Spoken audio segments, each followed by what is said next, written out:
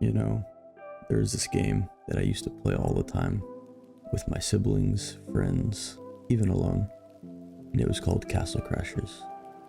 And I loved Castle Crashers. A lot of people loved Castle Crashers. It's a good old classic, just beat 'em up style brawler game. And if you clicked on this video, you probably already know what I'm talking about, so I'm not going to explain the whole thing. But the thing is, the Behemoth, the company that makes that game, they've actually continued making games, contrary to popular belief. And not too long ago, they came out with a new Alien Hominid game. I've been playing it. It's pretty fun. I've had a good time with it. And actually, the creators will occasionally do live streams where they go over new updates and things like that. So I've been tuning into some of those before the game came out, and then also since it's come out for like patches and things like that. And I think probably the most frustrating thing that I've seen personally is that there won't be that many people watching sometimes. So let's say it's like 70 to 80 people, which is a good amount of people. But when only a fraction of those people are actually making comments during the live stream, and then most of those comments are, yeah, I know you just spent the last 4 years or whatever working on this game, but when's the next Castle Crashers game? When's the sequel to Castle Crashers? You know, I almost feel frustration for them because it's like, it's not easy to make a game, it's not easy to make art, and the only thing people are asking about is a project that they worked on back in like 2006 or something like that. With that being said, I love Castle Crashers, and I thought it would be fun. I kind of got inspired by the comments, ironically, and I thought it'd be fun to make a theoretical Castle Crashers sequel. So for me, the Castle Crashers sequel would start immediately after the first game, because I think if you're going to do a sequel, you can either do the Borderlands style pre-sequel kind of thing and go, I don't want to think about the consequences of the first game. Let's just jump right in. Let's go back before the first game even happened, and let's just do like a pre-sequel of sorts, so we can kind of maybe flesh out other characters who were in the first game and flesh out the world and things like that. But that is the coward's approach to a sequel, because you need to deal with the consequences. You need to figure out what's going on. Not actually, I'm joking. But in my case, I think that, you know, Castle Crashers, the story and plot weren't exactly the most important thing to the game. It was more so, let's have a decent fantasy, you know, kind of generic fantasy setup, and then just make a fun game around that. But I do think the little bit of story that was there does matter, because again, that is the context, and that's the impetus to everything. So in the first game, you had this little green goblin wizard kind of guy, and he took a big crystal from the king, and then you go through the whole game, you fight his henchman, you fight him. At the very end of the game, he's in this like floating castle. You kill him, you got all the knights fall off the castle, you recover the crystal, and you take it back to the kingdom. So if I were to start the second game, I would start it immediately after the first game. So I'd go back to the floating castle, and you got the falling wizard, right? You got a falling green goblin, and you follow him, and maybe there's a giant crater that was left in the ground. There actually was. I remember before you get on the, before you launch yourself, you and the knights launch yourself up to the castle, there's like a big hole in the ground. Okay, if I'm being fair, I think technically that this castle is on like the side of a cliff. I think technically you might be overlooking an ocean, if I remember correctly. But regardless, there's going to be a big hole in the ground, even if it's just like half a hole. And so I think you follow the wizard, and you follow his body, just instantly cold open, and you just, right, you're like, what happened to this guy? What happened to his corpse? So he's falling down, and then you see him fall into the big crater, and then there's some guy, some big mole type, some type of mole person sleeping in the giant crater. So he falls down, hits him on the head, lands on the ground. And then we kind of follow, we pan the camera over to Mr. Green Goblin, and you're thinking, okay, like this is gonna be a Star Wars situation, a reboot situation, right? We don't know what to do, so we're just gonna bring back the villain. So he kind of starts to get up, you know, he reaches at the camera, you got like a music sting, right? That it's like, oh, he's back, but then he just plops back down. You're like, oh, okay, no, he's dead. Then we'll pan the camera. I don't need to draw the whole camera, but I will anyway, although it's facing the wrong way. We'll pan the camera over, back over to the mole man. All right, he's up, He's kind of scratching his back. He just woke up, right? He looks really angry and looks very tired. And he's like, why is this little green machine in my crater? Like, what the heck's going on? Why did he wake me up? So then he tries to go back to sleep, but he can't go back to sleep because he's been woken up and the sun is out. The castle has moved, right? The castle has moved. So now you've got the sun, you got the sun rays interrupting this man's precious sleep schedule. So then he decides to get all of his henchmen together, or all these little mole men, and he starts to devise a plan. And he's like, all right, here's the opening of the game. All right, this sun, this big thing right here, we gotta do something about it. So he tells his little mole people, you're gonna go to the castle, the same castle where they got the crystal, where the Green Goblin guy in the first game gets the crystal. But this time they're gonna get like a comically large needle and thread, and they're gonna sew a blanket, and this blanket is gonna cover the sun. Then when they cover the sun, nap time, right? We can sleep again. So that would basically be the beginning of, you know, the plot for the sequel. Giant Mole Man gets woken up by the previous villain. He becomes the next villain. He's got an army of mole men, and they want to blanket the sun because they want to get some sleep. And something I actually added a bit later, I thought it'd be nice to have like a tabard or something like that for him on top of his little nightcap, because I think in the first game, the Green Wizard guy, he had like a moon, I believe. I think he and his henchmen all had moons on their chest. So I thought it'd be good if this one you kind of have a bit of parallel to that, and it's the sun, but it's obviously, you know, we don't want the sun. Maybe like an X, or like a get rid of the sun tabard on all of them. And when it comes down to the, speaking of the design of the characters, I also thought it would be fun if, and a bit redundant, but I like it, that the mole men have a giant claw as their weapon when their hands are clearly giant claws already. So I decided to design the henchmen like the sort of main big four bosses who work under Mr. Mole Man. And I kind of decided to think of like, what is an area that each of them, what is a land or world, you know, that each of them would reside in. So I think for the first guy, this little dwarven king right here, I think that he'd be like in an underground area. And so maybe the underground, it's like almost like an underground city. Maybe there's like lots of holes bored in the city because of like giant worms and things like that. And in the first game, there was like a sock puppet dragon kind of mini boss fight in the lava land, or the sort of volcano land before you fight Cyclops. So I was thinking this time around, you know, maybe you fight like a giant, not sandworm, but dirtworm, I guess. Yeah, a giant earthworm, how about that? And can't forget about this man's tiny pickaxe. You know, I try to make sure that the design, it's like, okay, this is a bad guy, but you know, he's also got to be a little silly. He's got his little headlamp here. You know, even though he's dwarves, kind of gave him honestly more like a Viking, a stereotypical, I know it's not accurate, but a stereotypical Viking helmet, but you know, flipped upside down. And then this little pickaxe right here. Okay, and so for the next boss, I figured like, why not have like an Atlantis land, right? And first you go underground, then you're going underwater. Or maybe you don't have to fight them necessarily in this order, right? But with the second design. And mostly, honestly, I think this came from the idea that I thought it would be funny to have like a fish guy, and then you give him a trident, but instead of a trident, it's a fork, right? Because it's got the 4 prongs instead of 3. And then I kind of thought of like a Aquaman, or what is it, Mermaid Man and Barnacle Boy style belt, but it's just the head of a spork. That's the level. That's the line of thought that my brain basically went to for the second guy. But honestly, I like it a lot. All right, third guy, I was thinking, you know, played a lot of Dark Souls, a lot of Elden Ring, a lot of just any game by Miyazaki really in my days. And that man loves his poison swamps. And I thought, hey, since Castle Crashers is a sort of, you know, amalgamation of a bunch of fantasy, you know, medieval fantasy tropes and things like that, for I think a more contemporary trope that's kind of been helmed by Miyazaki is having a poison swampland. So you'd have like this big basilisk hydra chicken thing, right? One of the heads even has like a gas mask, and he would be the boss of Poison Swampland. And I would also want Poison Swampland to lead into like a haunted mansion kind of area. You gotta have a big haunted mansion. I don't know why. I just like that as a concept a lot. I'm sure you could find a way to make it fit. I actually had a design for a ghost who looked like an egg. So it was like the head of the ghost. I actually drew it. I didn't include it here because I was like, oh, it's kind of a silly design. But now that I think about it, I kind of like it. So I'll just try and recreate it with my mouse here.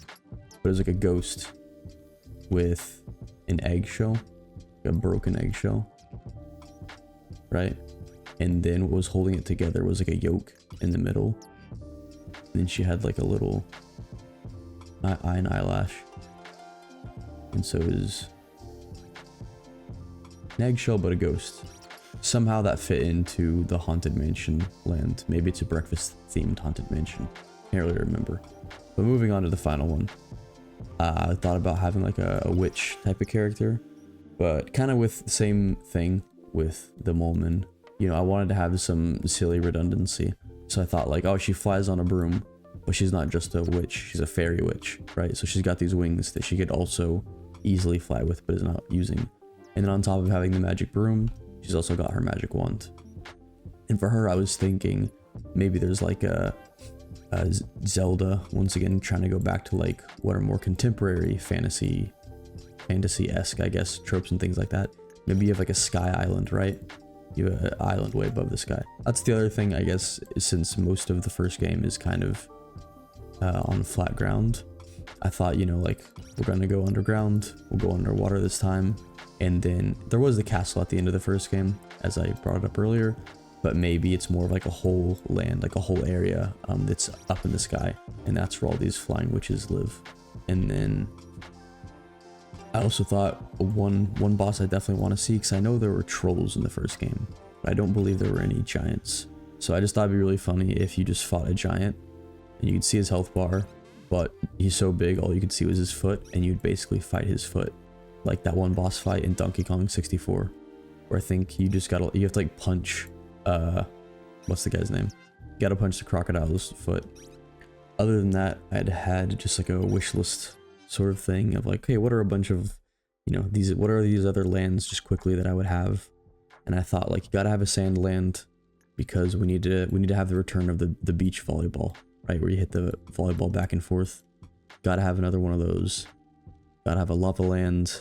I just thought like, oh, I want another section where you have to fight a bunch of like one-hit ninjas on a boat, but this time you're speeding out to like an isolated island, right? You gotta go to this isolated island. It's like maybe you got large tropical leaves and things like that. And you've got dinosaur-esque enemies on the island. And then other than that, I also thought, once again, this doesn't really have anything to do with anything, but I thought, what if there was a snowland, right? Like the Iceland from last time, but this time it was a snowland. And this time there's like a snowboard section, like a mini game section, kind of like the volleyball thing, where you can get style points. And yes, this is still me recording a video talking about the Castle Crashers sequel, but there's got to be a snowboard section where you like go through and you just run over all of the enemies in your way. I mean, that would be pretty sweet. And then next up, I designed, like, I thought, okay, if I'm making a sequel, what would be like another magic ability, another magic power that I would add? And so I thought about adding, you know, some sort of magic where it's almost, I mean, okay, it's just a grapple hook. I'm going to be honest. It's basically just a grapple hook, but you can like grab enemies. I don't know why I'm illustrating over the illustration I already made here, but you can like grapple an enemy, kind of Dishonored 2 style. It's like a giant hand. It squeezes it, pulls them in, and then it brings the enemy to you.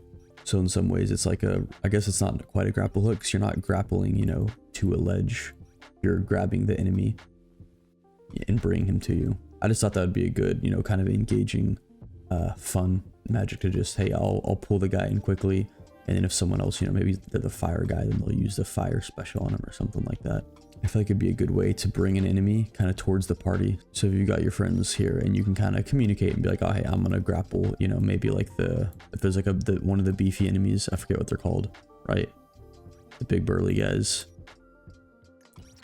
And then it's like maybe if you upgrade the magic enough, you can grapple him. So you can kind of try and target him, and then you and your party can take him out first. I know that it's, you know, Castle Crashers, and there doesn't have to be a lot of strategy or anything, since it is a beat 'em up. But, you know, I think just adding a little bit more moment-to-moment engagement, you know, there's nothing bad about that. Which, speaking of, I thought also maybe having kind of two classes of weapons. So maybe you have like light weapons and heavier weapons. And the stats can be different, but also maybe there is just like a bit more of a wind up for a heavier weapon. And then maybe it also like, not parries, but it stuns the enemy, right? So they get stunned for a second. and they can't move or something like that. And then lighter weapons don't stun, but they hit faster. Again, adding just like small tweaks to the variation, you know. I think I've played through Castle Crashers a million times with my brothers, with friends, on my own. So there's nothing wrong with the formula, but I thought, you know, if you're making a sequel, if you're just to make small implements to just make the game have a bit more depth, a bit more variety. Which, speaking of, in terms of gameplay, I think that, you know, I don't think you need a stamina bar or anything like that.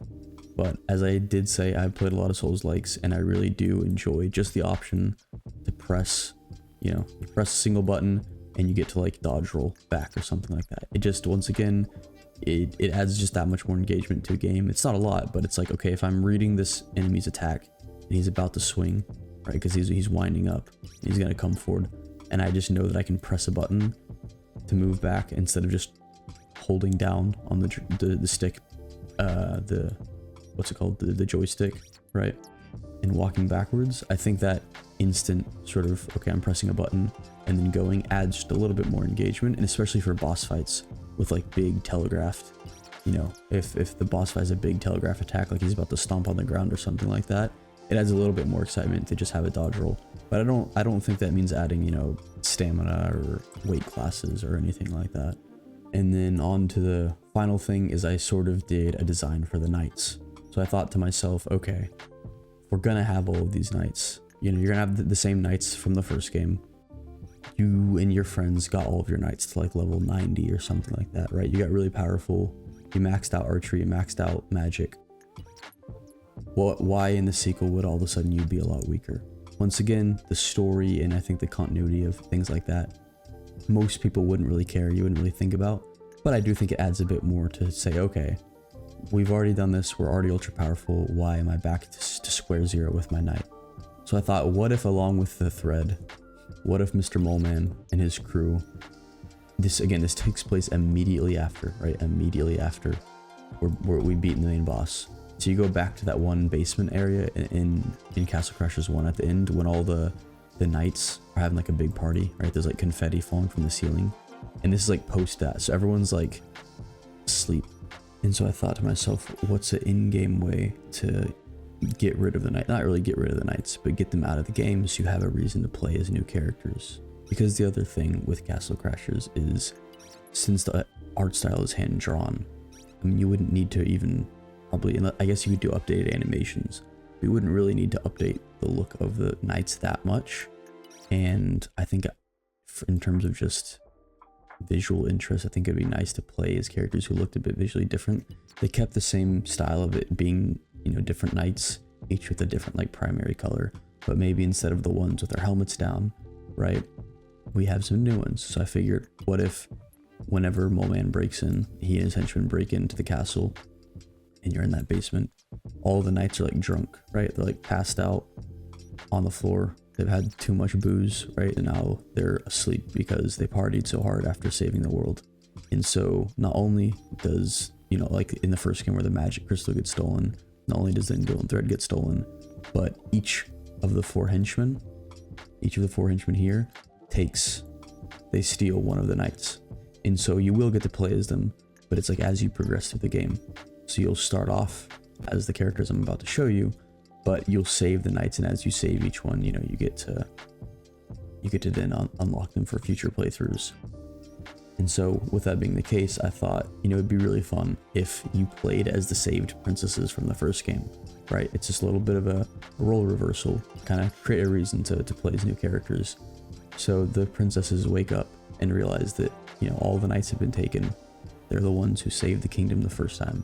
So the princesses are like, all right, now we got to save them back because they just saved us. So they don the armor, right? But maybe this time it's kind of like that one knight in the first game who you can see his face. You have that be the case for each of the knights. And so I kind of just went through, and of course I'll go quickly, but you know, I have the red knight here. I wanted to make sure to get that very fluffy hair that is in some of the promo art that Dan Paladin has drawn. And the main thing you'll notice right away is that with the color scheme, the knights in the first game were primarily white with just accents of their color. And so I thought it'd be fun to reverse that. So now you've got primarily red with just the accents of white. Same thing as the shield, it's inverted. And then I wanted to take the same shape that the knights had, where the knights were basically square. So I just sort of cinched the waist a little bit and had the hips and breastplate come out a little bit. You know, nothing too extreme, but I wanted them to look, their silhouette at least, to be visually different from the knights. And then of course we've got the blue knight, we've got the green knight, and of course the pink knight, right? There's definitely not a fourth knight that I'm missing. It's obviously the pink knight. Pink knight's everyone's favorite. Honestly, I did really love making this design. I wanted to make it seem like her hair was so fluffy that it was just like consuming her face. I thought that'd be fantastic. But yeah, as you may have noticed, there is no orange knight. Orange knight is not here because, well, the princess was a clown, if you recall from the first game. And much like, I'm going to treat the orange knight how the Behemoth treats the orange knight. They sideline him, right? Even this is official art right here, right? You've got your three main knights, and you've got orange knight just hanging out in the background. Even pink knight takes precedent over him. And honestly, this is now me just going to therapy here, or just speaking my true feelings. And that is the connection between the orange knight and Pokemon. See, as a kid, I have 3 siblings, but me and 2 of them, we would always play the Pokemon games together. I always chose the fire type. Older brother always chose the grass type. The other one always chose water type. Every single game, it was the same. I got fire because red was my favorite color. Grass, water. We never used the other person's starter. It was just understood. And then even when it came to buying the games, I always got the red version of the game. They always got the blue version. Even if it was, you know, more of a pink color, I always got the warmer color. They always got the cooler color. When it came time to play Castle Crashers, obviously I wanted the red guy. That's my favorite color. That's the fire type, right? Except in this game, these horrible people at the Behemoth, they decided to make lightning be the ability of the red guy. Blue guy had ice. Green guy wasn't really grass, but it was poison. Whatever. There's only one green guy, right? They had to make an orange and a red. And red did not get the fire ability. He got lightning. And so I had this awful choice as a kid. I'm like, do I go red, my favorite color? Or do I go orange because he's the one who's got the fire magic? And I thought, well, I always choose the fire type. And honestly, now that I'm looking at it, Charmander looks really orange here and not that red. So that really doesn't help my case. But whatever. Right? In this case, I'm like, he's got the fire magic. I've got to go with the orange guy. So I went with the orange guy. We play through the campaign. Each of us, for the first time, save our princesses, who are just normal human beings. And then we get to me, and we get to my princess, and the princess is a clown. And then I was made fun of because my princess was a clown. And I have never, ever forgot. And now I will exact my revenge by wiping the orange princess off the map. People like the pink knight anyway. Honestly, I really like the pink knight. But, so, she is now the main character.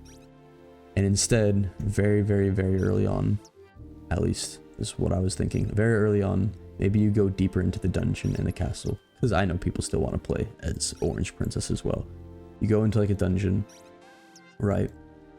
And honestly, I got this idea because I saw this, again, official art by Dan Paladin. I thought this was fan art at first, but then I was like, okay, I actually kind of like this idea because I feel like in the Castle Crashers universe, where everyone is so short and everyone is so stubby, a regular proportioned, a regular sized human being would be like some sort of eldritch horror compared to them.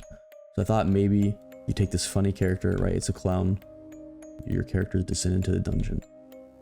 And you basically see short version of, you know, you see the in-game version of the clown princess, right? So they're kind of stubby, like the knights are stubby. And then you have this horror music start creeping in. And kind of like the Vicar Amelia transformation in Bloodborne, where you just see a shadow cast on the wall as this character starts to shape and malform into this horrible creature. And then it's revealed that that's right. This clown princess is horrifying because they have normal proportions, and that is just absolutely horrifying. So now they're towering over the character, and you've got like this creepy music, like these plucky violin strings playing, and suddenly this clown has become a really creepy character.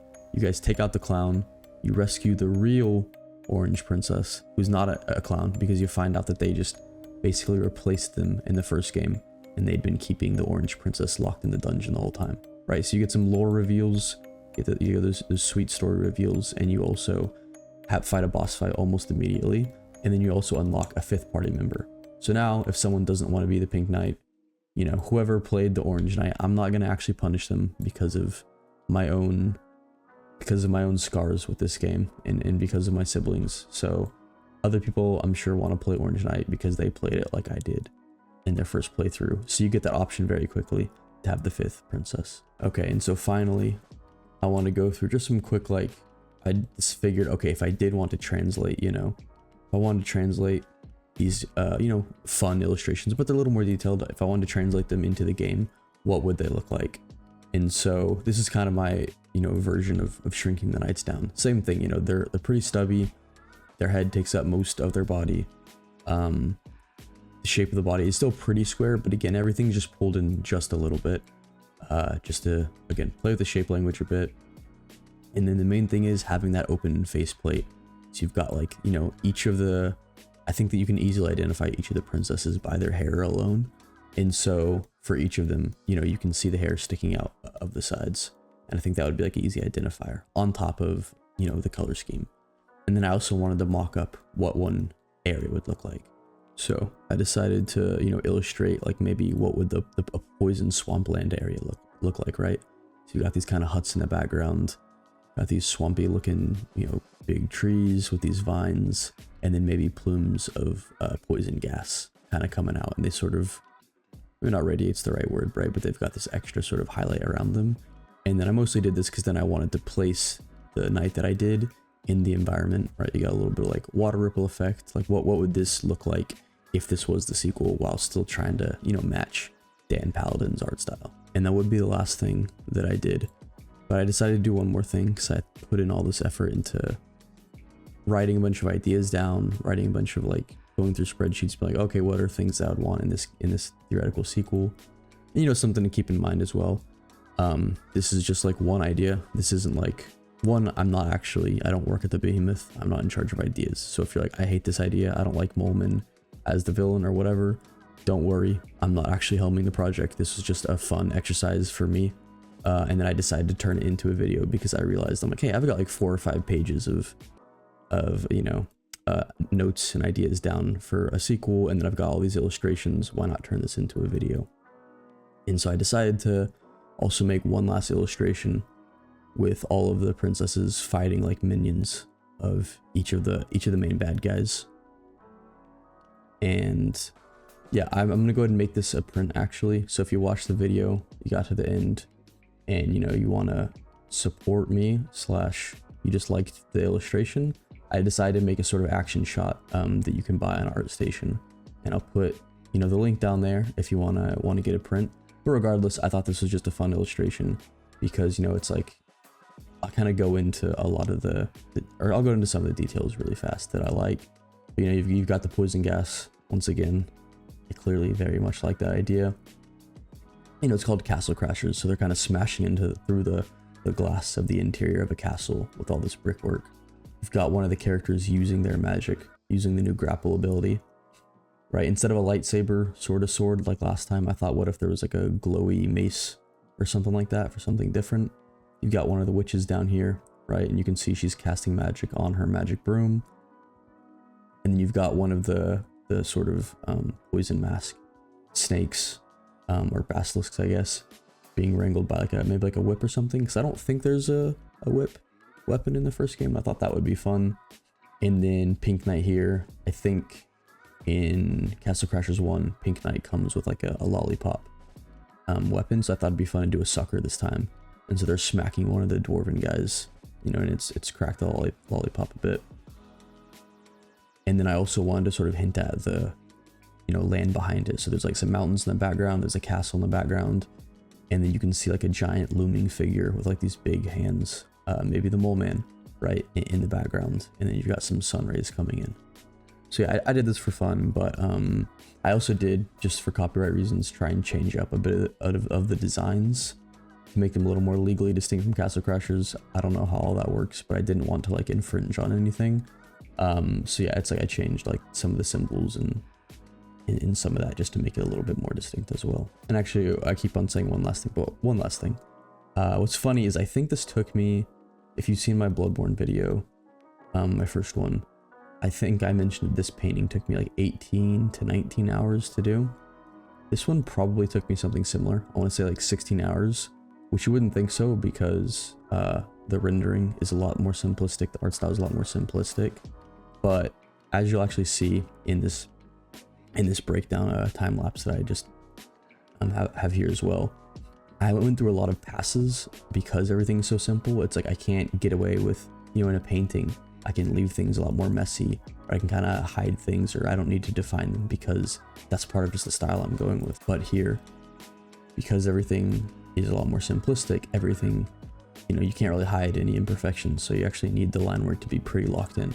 So I think I did like 3 or 4 passes of the line work before I got to the final version, and then, you know, I started coloring everything in.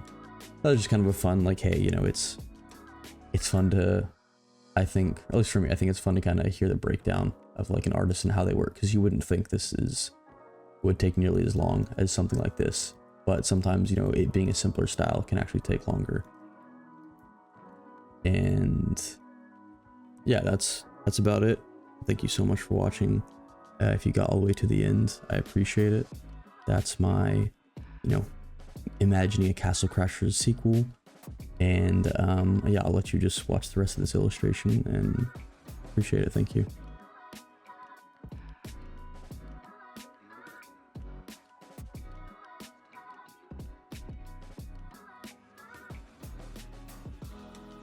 But I think while I played Alien Hominid Invasion, there's a lot of emphasis placed on the importance of ice cream to some of the kid characters. So I thought that it would be fun if maybe in the Castle Crashers sequel, you have a sort of bespoke animation where you have like the sad Cyclops right after the Groom Knight is killed by the knights. I thought it'd be fun. Maybe there's like a big mountain or something like that, and you climb to the top of the mountain, and you basically find this big bird, a big crow, and he's trying to eat like ice cream on the ground. And maybe on the way up the mountain, there's like a village, and you can see like all these village people are really scared. They have like signs of the crow, and they're really scared of this bird. And like, oh, he's so horrible, you know, he's terrorizing the town. And then if you pay attention to the environment, you'll notice that all of the snow is actually multicolored, and you'll realize that, oh, it's actually ice cream. And this big bird, he'll have like a bespoke animation where he's trying to peck at the ground, and he's trying to get some like melted ice cream, you know, along the ground. And you'll realize, oh, he's not actually terrorizing the residents. He was just trying to get some ice cream, and a lot of their roofs and a lot of their houses and things like that are covered in ice cream, and he's just trying to eat the ice cream.